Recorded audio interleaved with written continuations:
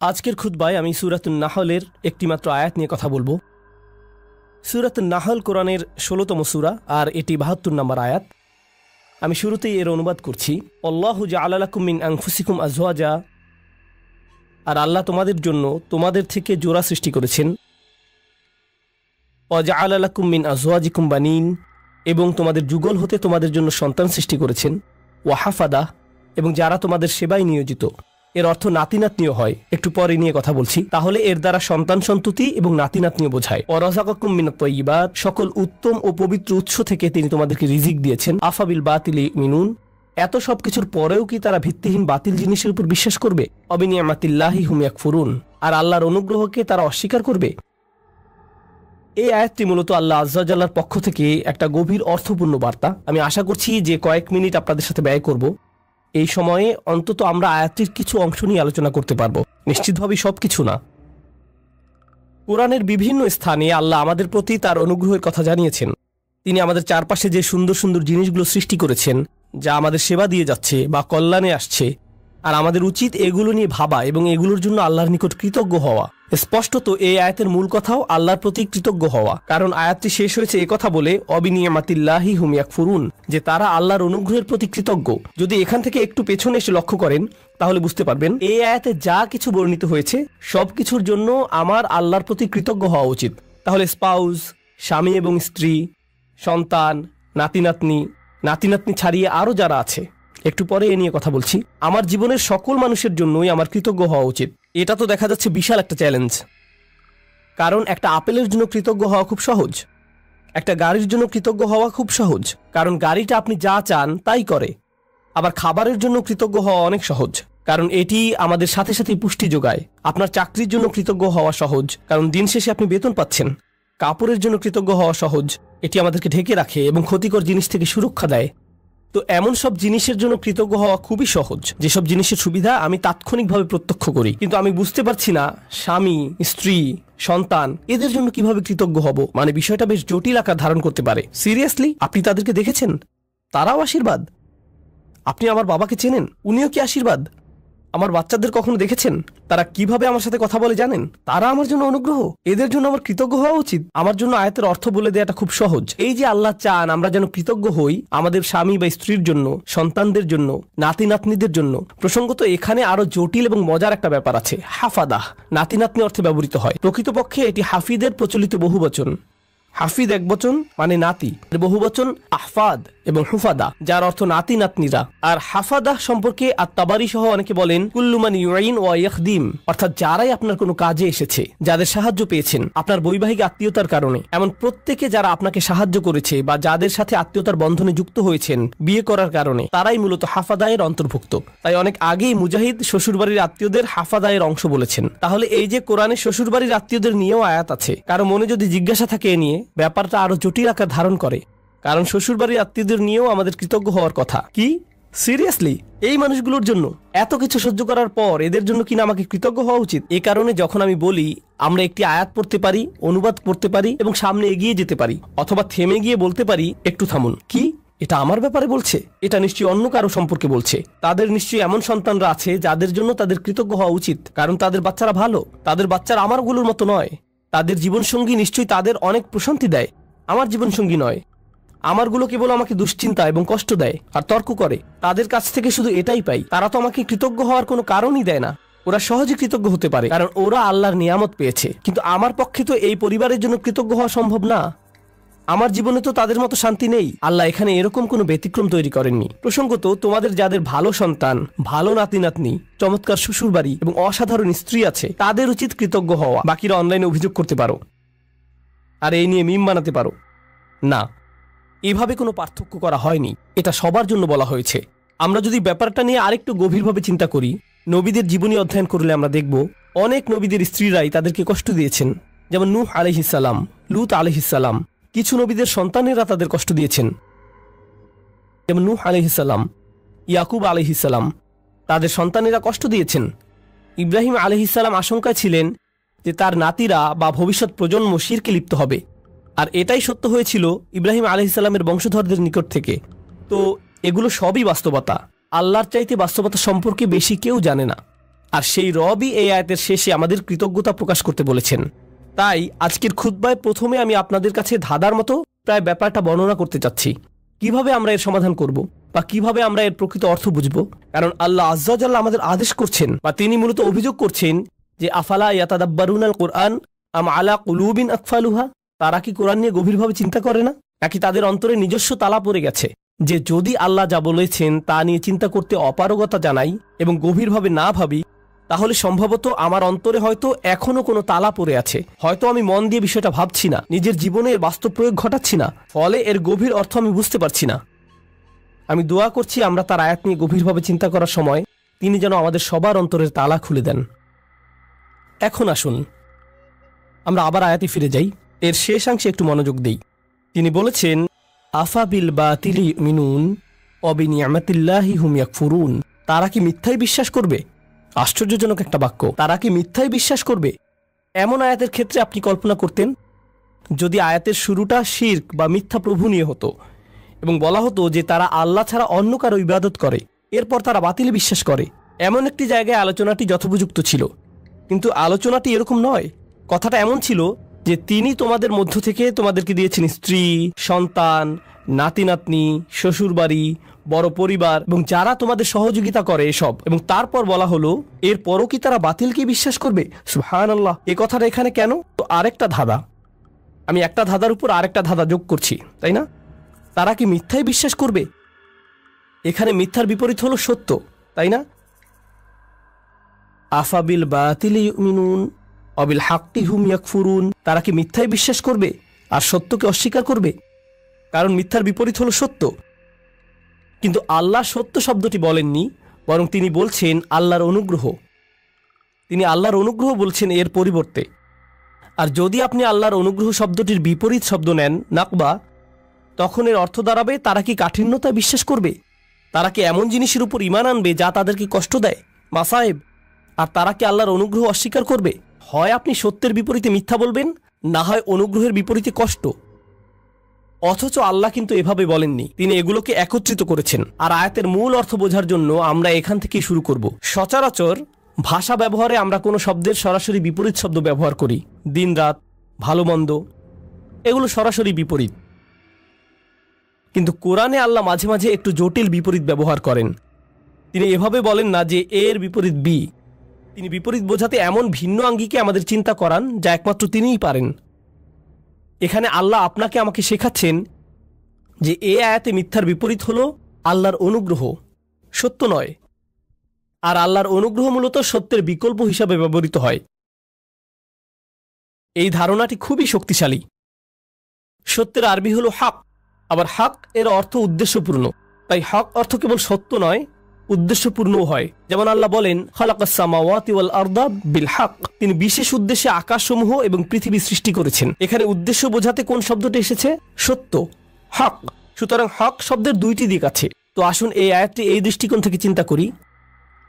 এই যে আমার অবাধ্য সন্তানেরা, আমার ছেলে আমার সাথে তর্ক করে, আমার মেয়ে আমার সালামের জবাব দেয় না, আমার নাতিরা আমাকে ভুলে গেছে, আমার স্ত্রী আমাকে কেবল অসম্মান করে, আর অন্যদের কাছে আমার দুর্নাম করে বেড়ায়। আল্লাহ বলছেন তিনি এই সব কিছুই দেখছেন, আর আমি দেখি সমস্যা। কিন্তু আসলে এরকম জটিল সম্পর্কের মধ্যেও একটা নিয়ামত আছে, আর সেই নিয়ামত বা কল্যাণ তাদের কাছ থেকে আসছে না। এই কল্যাণ কেবলই আল্লাহর কাছ থেকে আসে। তাদের কাছ থেকে শুধু কষ্ট আসে, কিন্তু সেই কষ্টের পেছনে যে প্রজ্ঞা, যে কল্যাণ আছে, তা শুধুমাত্র আল্লাহর পক্ষ থেকেই আসে। তাই আল্লাহ বলেননি অবিনিয়ামাতি হুম ইয়াকফুরুন, তিনি বলেছেন অবিনিয়ামাতিল্লাহি হুম ইয়াকফুরুন।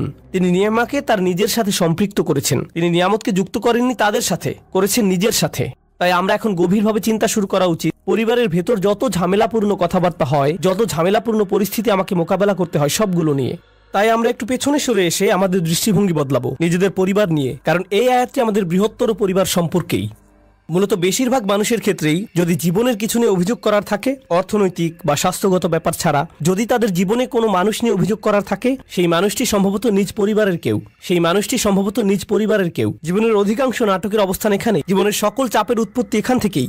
ফোন আসলে ফোনের কাছে যাবার আগেই আপনি বলে ওঠেন আল্লাহ তার কল যেন না হয়, মনোবল শক্ত করে নিচ্ছেন আগে থেকেই। অথবা কোনো বিয়েতে বা অনুষ্ঠানে গিয়ে আপনি ভালো সময় কাটাচ্ছেন, হঠাৎ আপনার স্ত্রী আপনার দিকে তাকালো, বা আপনি তার দিকে তাকালেন। স্ত্রী ভাবতে লাগলো, ওহো, আজকে আমার খবর আছে। বাড়ি ফেরার জন্য গাড়িতে ওঠা মাত্রই তিনি বকাঝকা শুরু করবেন। পরিস্থিতি ভালো মনে হচ্ছে না। পরবর্তী ঝগড়া শুরু হওয়ার আগেই যেন দাঁতে দাঁত চেপে প্রস্তুতি নেওয়া শুরু করলেন। জানেন, সম্ভবত ব্যাপারটাকে অন্য দৃষ্টিকোণ থেকেও দেখা যায়। সম্প্রতি আমাকে একজন একটা প্রশ্ন করেছেন। আজকের আয়াতটি ভালোভাবে বোঝার জন্য এটি একটা উদাহরণ হতে পারে। মা আর মেয়ের মধ্যে ফোনে কথা হচ্ছে। মা বলছে, জানো তোমার অমুক কাজিন, আমরা তার নাম দিলাম কাজিন এ, তোমার কাজিন এ সবসময় কাজিন বি সম্পর্কে বাজে কথা বলে। তার সমস্যাটা কি? কেন সে সারাক্ষণ কাজিন বি সম্পর্কে মন্দ কথা বলে? মেয়ে বলল, এটা নিয়ে চিন্তা করো না মা, সে তার ভালো ভালো আমলগুলো তাকে দিয়ে দিচ্ছে। কারণ কারো পেছনে কটু কথা বললে আখিরাতে নিজের ভালো কাজগুলো তাকে দিয়ে দিতে হবে। তাই এ নিয়ে কোনো চিন্তাই করো না মা। মেয়েটি আমাকে জিজ্ঞেস করলো, আমি যখন এভাবে বলি, এভাবে বলা কি ঠিক? আমি এই কথোপকথনটি শোনার পর বললাম, আচ্ছা তোমরা যখন এভাবে আলোচনা করছো যে কাজিন এ এরকম খারাপ কাজ করছে, তোমরাও তো তখন গীবত করে ফেলছো, কাজটা উল্টা হয়ে গেল না? এরপর আছে আরেক সমস্যা, তুমি কি অতি সহজেই বলে ফেলছো না যে চিন্তা করো না, আমরা আখিরাতে তার কাছ থেকে নিয়ে নিব? কেউ যদি তোমার সারা জীবনের সঞ্চয় কেড়ে নিতে চায়, এখনই তোমার বাড়িতে এসে তোমার গাড়ির চাবি, ক্রেডিট কার্ডস, ব্যাংক পাসওয়ার্ড নিয়ে নেয় আর বলে বের হয়ে যাও, তখন তো বলবে না যে চিন্তা করো না, আমরা আখিরাতে নিয়ে নিব। তুমি তো এই জীবনের জিনিসগুলোই ছেড়ে দিতে পারো না, আর এত অনায়াসে তোমার কাজিনের আখিরাত ছেড়ে দিচ্ছ। কোনো সমস্যা নেই, আমরা শেষ বিচারের দিন নিয়ে নিব। হয়তো আমরা একটু পেছনে সরে এসে বলতে পারতাম, না, নিশ্চয়ই এই বিরোধের কোনো কারণ আছে, আমাদের এই চ্যালেঞ্জটাকে নিয়ে একটু নিয়ামতে পরিবর্তন করে ফেলতে হবে। কারণ আল্লাহ এই সম্পর্কগুলোকে বলেছেন নিয়ামত। আমার ছেলে, আমার কাজিন, আমার পরিবার, আমার শ্বশুরবাড়ি, এগুলো কেবল আছে মানেই নিয়ামত নয়, কেবল তাদের থাকাটাই নিয়ামত নয়। স্পষ্ট রূপেই এখানে শুধু তাদের বর্তমান থাকার কথাই বলা হচ্ছে না, তাদের সম্পর্কটা আমার সাথে কতগুলো অভিজ্ঞতার সমষ্টি, কতগুলো কথোপকথন এবং আদান প্রদানের সমষ্টি। কিভাবে আমি একে একটি নিয়ামতে পরিণত করব? মা, কখনো জানতে চেয়েছো আমার কাজিনের এত রাগ কেন? নিশ্চয়ই কিছু ঘটেছিল। কখন ঘটেছে? ও, তোমার মনে আছে ওই বিয়ের কথা, যেখানে অমুক অমুক ব্যাপারগুলো ঘটেছিল? ও, তখন থেকেই সমস্যার শুরু। আমরা হয়তো তাদের দুজনকে নিয়ে একসাথে বসতে পারি এবং সমস্যাটার একটা সমাধান করতে পারি। আমরা হয়তো সমস্যাটার সমাপ্তিতে সাহায্য করতে পারি, এটাকে আরো বড় করার পরিবর্তে। এই নিয়ে পেছনে কথা না বলে, অভিযোগ না করে আমরা হয়তো সমাধানের একটা অংশ হতে পারি, যেন পরিবারটি আত্মীয়তার সম্পর্কের মাঝে যে নিয়ামত লুকিয়ে আছে তার অভিজ্ঞতা লাভ করতে পারে। আপনার পরিবারে যে মানুষগুলোর আগমন ঘটে, আমার পরিবারে যে মানুষগুলোর আগমন ঘটে, ভালো হোক বা মন্দ, আল্লাহ একটা উদ্দেশ্যকে সামনে রেখেই তাদেরকে আমাদের জীবনে পাঠিয়েছেন। তার সব কাজেই উদ্দেশ্য থাকে। মাঝে মাঝে আপনি আপনার ভাইকে দেখে ভাবেন, তুমি কিভাবে আমার ভাই? কখনো কখনো কিছু মানুষ তাদের বাবা মাকে দেখে ভাবে, সিরিয়াসলি তোমরা আমার বাবা মা? তোমাদের সাথে আমার তো কোনো মিলই নেই, কিভাবে তোমরা আমার মা বাবা? আপনি অবাক হয়ে ভাবেন, আমরা যদি একই পরিবারে না হতাম, আমার মনে হয় না তোমাদের সাথে আমি কিছু করতাম বা করার ইচ্ছা করতাম। কিন্তু আল্লাহ মানুষকে বিশেষ উদ্দেশ্যে একত্রিত করেন। তিনি ভালো করেই জানেন কাকে কার পরিবারে রাখতে হবে এবং কাকে কার সাথে জেনেটিক্যালি সংযুক্ত করতে হবে। এমনকি তিনি আপনার শ্বশুরবাড়ির ব্যাপারেও প্ল্যান করে রেখেছেন। ইন্না লিল্লাহি ওয়া ইন্না ইলাইহি রাজিউন। এর জন্যও তিনিই পরিকল্পনা করে থাকেন। এখন সবকিছুকে একটা বড় পরীক্ষা মনে হতে পারে, কিন্তু আমি যদি নির্দিষ্ট একটি দৃষ্টিকোণ থেকে আয়াতটি নিয়ে চিন্তা করি, আমাকে এখানে আশীর্বাদ খুঁজে পেতে হবে। আমি এখানে আশীর্বাদ খুঁজে পাবো না যদি আমি সবকিছুকে উদ্দেশ্যপূর্ণ দৃষ্টিতে না দেখি। সম্ভবত এই ঝগড়ার পেছনের উদ্দেশ্য আমাকে খুঁজে বের করতে হবে এবং সঠিক কাজটি করতে হবে, সঠিক কথাগুলো বলতে হবে যেন এই বিরোধের নিষ্পত্তি হয়। আল্লাহ এমন মানুষদের নিয়ে কথা বলেছেন যারা সত্যিই তাকে বিশ্বাস করে। তিনি তাদের সম্পর্কেও বলেন যারা বিপরীতে ফাসাদ তৈরি করে। তিনি বলেন, ওয়ায়াকতাউনা মা আমারাল্লাহু বিহি আন ইউসাল ওয়া ইফসিদুনা ফিল আরদ। তারা ছিন্ন করে ফেলে আল্লাহ যা অবিচ্ছিন্ন রাখার নির্দেশ দিয়েছেন। পারিবারিক বন্ধনগুলো অটুট রাখা সত্যিই কঠিন। স্বামী স্ত্রীর সম্পর্ক মজবুত রাখা কঠিন। সন্তান সন্ততিদের মাঝে বন্ধন বজায় রাখা কঠিন। ভাই বোনদের মাঝে রাগারাগি তীব্র আকার ধারণ করতে পারে। পিতামাতা এবং সন্তানদের মাঝেও রাগারাগি তীব্র আকার ধারণ করতে পারে। আপনার নিজের পরিবার এবং শ্বশুরবাড়ির মাঝে মতবিরোধ প্রচন্ড খারাপ হয়ে পড়তে পারে। ওইগুলো ছোটখাটো মতবিরোধ নয়, কিন্তু এই সকল মতবিরোধের প্রতি আমি যদি উদ্দেশ্যপূর্ণ দৃষ্টিতে তাকাই, জানেন আমি কি করব? আমি কোনো না কোনো ভাবে এটাকে আশীর্বাদে পরিণত করব। আমি এই ঝগড়া সমাধানের একটা উপায় খুঁজে বের করব। আমি এই নিয়ে আলোচনা চালিয়ে যাওয়ার একটা উপায় খুঁজে বের করব। আল্লাহ আমাদের নবীদেরকে এমন সব কঠিন পরিস্থিতিতে ফেলেন, কিন্তু তবুও তারা এতে আল্লাহর নিয়ামত খুঁজে পান, কারণ তারা সবকিছুর দিকে উদ্দেশ্যপূর্ণ দৃষ্টিতে তাকান। তো এটাই আমাদের প্রথম শিক্ষা, আবিনিয়ামাতিল্লাহি হুম ইয়াকফুরুন থেকে। এই আয়াতের আরেকটা দিক আমি নিজেকে এবং আপনাদেরকে স্মরণ করে দিতে চাই। সেটা হচ্ছে আল্লাহ বলছেন, আল্লাহু জাআলা লাকুম মিন আনফুসিকুম আজওয়াজা। খুবই ভারী কিছু কথা। আল্লাহ কেবল বলেননি যে তিনি তোমাদের জন্য স্ত্রী দিয়েছেন, এটা অনেক সহজ হতো। আল্লাহু জাআলা লাকুম আজওয়াজা, আল্লাহ তোমাদের স্ত্রী দিয়েছেন। যথেষ্ট ছিল। কিন্তু না, আল্লাহু জাআলা লাকুম মিন আনফুসিকুম আজওয়াজান, আল্লাহ তোমাদের মধ্য থেকেই তোমাদের জন্য দিয়েছেন স্ত্রী, তোমাদের মধ্য থেকেই। এটা নিয়ে গভীরভাবে ভাবতে গিয়ে মুফাসসিরগণ চমৎকার কিছু কথা বলেছেন। এই আয়াতে তোমরা কারা? আপনি, আমি, আমরা মানুষ। আরবিতে মানুষকে ইনসান বলা হয়, যা উনস এবং ইস্তিনাসের সাথে সম্পর্কিত। মানে এটি মমতা, আন্তরিকতা, ভালোবাসা আর সৌজন্যতার সাথে সম্পৃক্ত। এই অনুভূতিগুলো একজন মানুষের অন্তরে প্রদান করা হয়েছে। অন্যের অনুভূতির প্রতি শ্রদ্ধাশীল হওয়া, যেমন আল্লাহ তাআলা বলছেন কারো অনুমতি ছাড়া তার ঘরে প্রবেশ না করতে। আপনার বন্ধুর বাসায় গিয়ে সোজাসুজি ভিতরে চলে যেতে পারবেন না, তাই না? হাত্তা তাস্তানিসু, যতক্ষণ না অনুভব করেন যে আপনাকে আশা করা হচ্ছে। তো রাত ৩টার সময় বন্ধুর বাসায় এটা ভেবে যাওয়া উচিত নয় যে আমি এখন গেলেও সে কিছু মনে করবে না, আমি জাস্ট হেঁটে ঢুকে যাব। না, এভাবে সোজা ঢুকে যেতে পারবেন না। আর অস্বস্তিকর সময় যাওয়া উচিত না। আপনার অন্তত এই বুঝটা থাকা দরকার যে কখন যাওয়াটা উত্তম হবে। ইনসান অর্থাৎ মানুষ শব্দটি সরাসরি যত্ন, সৌজন্যতা এগুলোর সাথে সম্পৃক্ত। উনস এবং ইস্তিনাস, আল্লাহ বলেছেন তিনি আমাকে যে উপাদান থেকে সৃষ্টি করেছেন সেই একই উপাদান থেকে আমার স্ত্রীকেও সৃষ্টি করেছেন। তাই আমার যদি আবেগ অনুভূতি থেকে থাকে, ভাবনা থেকে থাকে, মতামত থেকে থাকে, তারও সেগুলো আছে। একজন স্ত্রীরও এভাবে ভাবা উচিত যে আমার যেমন আবেগ আছে, কিছু একটা যদি আমাকে বিরক্ত করে, কিছু জিনিস আমি ভালোবাসি, কিছু একটার প্রতি আমি আগ্রহী, তারও কিছু ব্যাপারে আগ্রহ আছে। আর এগুলো একই রকম হতে পারে না, কারণ আমরা একই রকম নই। ওমা খালাকাজ যাকারা ওয়াল উনসা ইন্না সা'য়াকুম লাশাত্তা, তিনি নারী পুরুষের মাঝে পার্থক্য সৃষ্টি করেছেন। একই সময়ে আমরা একে অপর থেকে ভিন্ন। আল্লাহ বলছেন যখন মিন আনফুসিকুম আজওয়াজান, এই শব্দগুলোর মাঝে সত্যিই খুব সুন্দর একটা ইশারা রয়েছে, চমৎকার একটা ইঙ্গিত রয়েছে এই শব্দগুলোর মাঝে। যেহেতু সে আমার থেকে এসেছে, আমাকে সেই অনুভূতিটি বোঝার চেষ্টা করতে হবে।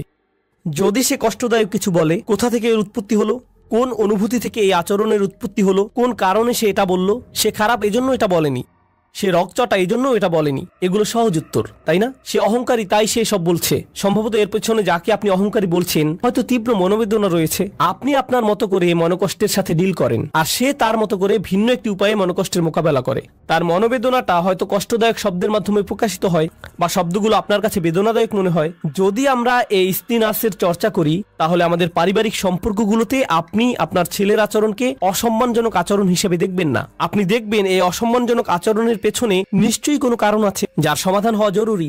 একটা দেয়াল তৈরি হয়েছে যা আপনাকে ভাঙতে হবে আপনার ভালোবাসা এবং সহানুভূতির মাধ্যমে, আর আপনাকে এটা করতে হবে উদ্দেশ্যপূর্ণ উপায়ে। বৃহৎ উদ্দেশ্যটা মাথায় রাখতে হবে। আল্লাহ এই মানুষগুলোকে, যাদের তিনি একটি পারিবারিক সম্পর্কে একত্রিত করেছেন, তিনি চান তারা যেন সংঘবদ্ধ থাকে। আল্লাহ চান তারা যেন তাদের প্রতিবন্ধকতাগুলোকে অতিক্রম করে। আল্লাহু জাআলা লাকুম মিন আনফুসিকুম আজওয়াজান ওয়া জাআলা লাকুম মিন আজওয়াজিকুম বানিনা ওয়া হাফাদা। এই আয়াতগুলোর আরো চমৎকার একটা দিক হলো আল্লাহ তোমাদের দিয়েছেন সন্তান সন্ততি, আল্লাহ তোমাদের দিয়েছেন শ্বশুরবাড়ির আত্মীয় স্বজন, নাতি নাতনি, অন্য মানুষেরা যারা তোমাকে সাহায্য করবে, তোমার উপকারে আসবে। আল্লাহ আযজা ওয়া জাল্লা বলছেন সব শুরু হয়েছে আজওয়াজ থেকে, অর্থাৎ আপনি বিয়ে করেন, আর যখন বিয়ে করেন তখন অন্য একটি পরিবারের সাথে সম্বন্ধ যুক্ত হন। যেহেতু আরেকটি পরিবারের সাথে আপনি এখন সম্পর্কের বন্ধনে আবদ্ধ, একদিন হয়তো চাকরি হারিয়ে ফেললেন বা অন্য কোনো বিপদে পড়লেন, সে সময় হয়তো আপনার স্ত্রীর খালাতো ভাইয়ের এক বন্ধু আপনার বিশাল এক উপকার করলো।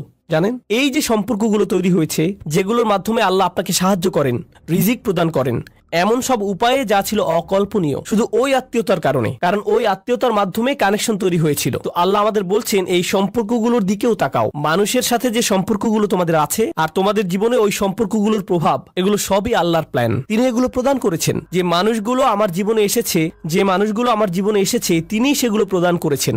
এর মানে এটা নয় যে সবাই সবসময় কাজে আসবে, এর মানে এটা নয় যে সবাই খুবই ভালো, কিন্তু এর মানে এটা যে আমাদেরকে সবকিছুর দিকে উদ্দেশ্যপূর্ণ দৃষ্টিতে তাকাতে হবে। এই উদ্দেশ্যটা সবার আগে মাথায় রাখতে হবে। এখন খুতবার শেষ অংশে আমি এই ধাঁধাটার কথা বলবো যা পুরোপুরি এখনো সমাধান করিনি। আফাবিল বাতিলি ইউমিনুন, তারা কি মিথ্যাতে বিশ্বাস করতে থাকবে? এখানে এমনকি মিথ্যার কথা বলা হচ্ছে কেন? এই আয়াতটি হওয়ার কথা কৃতজ্ঞতা এবং অকৃতজ্ঞতা নিয়ে, কিন্তু আল্লাহ একে ঈমান এবং অবিশ্বাসের বিষয় বানিয়ে ফেললেন। ব্যাপারটা কৌতূহল জাগ্রত করে। তাহলে আমরা এখান থেকে কি শিখব? মূলত এখান থেকে আমরা শিখব আমার ঈমান, আমার বিশ্বাস সরাসরি এই ব্যাপারটার সাথে সম্পৃক্ত যে আমি কতটুকু কৃতজ্ঞ। আমি যত বেশি কৃতজ্ঞ আমার ঈমান ততই মজবুত। আমি যত কম কৃতজ্ঞ আমার ঈমান ততই দুর্বল। আমি যদি অসত্য ব্যাপারগুলোর প্রতি বেশি গুরুত্ব প্রদান করি, এখানে বাতিল মানে আমি আমার পরিবারের দিকে তাকালে সমস্যা ছাড়া কিছুই দেখি না। আমি শুধু দেখি এই মানুষগুলোর কারণে আমার জীবন এতটা কঠিন, তারা এটা করেছিল, সেটা করেছিল, অমুক তমুক করেছিল। আপনার মাথায় সব সময় তাদের বিরুদ্ধে অভিযোগের তালিকা ঘুরতে থাকে, যেন আপনার মাথায় এর বসবাস। সর্বদা কল্পনায় বারবার ঝগড়ার সময়টাতে ফিরে যান। আমার এখনো মনে আছে তুমি কি কি করেছিলে, আমার এখনো মনে আছে তুমি কি বলেছিলে। তাদেরকে আপনি ওই ঘটনাগুলোর আলোকেই বিচার করেন। এখন আপনি তাদের দেখেন আপনার সমস্ত কষ্টের মূল হিসেবে। তারা এখন এতটুকুতেই সীমাবদ্ধ হয়ে গেল। এটাই হলো বাতিল। যদিও তারা আপনাকে কষ্ট দিয়েছে, এর পেছনে রয়েছে আল্লাহর নিয়ামত। আপনাকে অবশ্যই সেই নিয়ামত আবিষ্কার করতে হবে। যদি তাদেরকে আপনার জীবনের অভিসম্পাদে সীমিত করে ফেলেন, যদি তাদেরকে জঘন্য মানুষে বা কষ্ট দেয়া মানুষে সীমিত করে ফেলেন, তারা মানুষ, তারা শয়তান নয়। কেউই ফেরেশতা নয় এবং কেউই শয়তান নয়। আল্লাহ ফেরেশতা এবং শয়তান সৃষ্টি করেছেন, তারা ভিন্ন ধরনের প্রজাতি। আমরা মানুষ। এর মানে কি জানেন? আমরা কখনো ফেরেশতার মতো ভালো কাজ করি, আবার আমরা কখনো শয়তানের মতো মন্দ কাজ করি। আমরা মানুষ, তাই কারো ভালো কিছু দেখে আপনি কখনো বলতে পারেন না এই মানুষটা শুধু ভালো কাজ করে। একইভাবে কারো মন্দ কিছু দেখে আপনি বলতে পারেন না এই মানুষটা শুধু মন্দ কাজ করে। এখন আমরা মানুষকে সীমিত করে ফেলি, বিশেষ করে আমাদের পরিবারে শুধু তাদের ভুল ত্রুটিতে সংকুচিত করে ফেলি, আর শুধু ওই ভুলগুলো দিয়ে তাদের বিচার করি। তখন আমরা একটি মিথ্যা বাতিল ভাবমূর্তি তৈরি করি তাদের সম্পর্কে। এর মাধ্যমে আমরা আসলে আল্লাহর একটা নিয়ামতকে অস্বীকার করছি। আপনি তাদের মাঝে ভালোটা লক্ষ্য করছেন না, কৃত ভুলগুলো কাটিয়ে উঠে ভালো হওয়ার সম্ভাবনাটা আপনি লক্ষ্য করছেন না। মানুষের পরিবর্তন সম্ভব, মানুষের উন্নতি সম্ভব, তাদের বিকাশ সম্ভব, কিন্তু আপনি বাতিলে বিশ্বাস করা শুরু করলেন। আর আল্লাহ এই ধরনের বাতিলের বিশ্বাসটাকে এই আয়াতে তুলে ধরেছেন। সুবহানাল্লাহ, কি অবিশ্বাস্য ছোট্ট একটি আয়াত, কিন্তু এটি পাল্টে দিয়েছে যেভাবে আমি নিজেকে দেখি, এবং এটি পাল্টে দিয়েছে যেভাবে আমি অন্যদেরকে দেখি। আমি এখন আর এই ধরনের কথাবার্তা সহ্য করতে পারি না। ও তোমার অমুক আঙ্কেল, ওনার কখনো পরিবর্তন হবে না। তোমার চাচাতো বোন, সে সবসময় এমনই থাকবে। এই মানুষগুলো আমি জানি, তুমি জানো না। আমার বাবা, ওনার ব্যাপারে আশা করে কোনো লাভ নেই, একেবারে আশাহীন।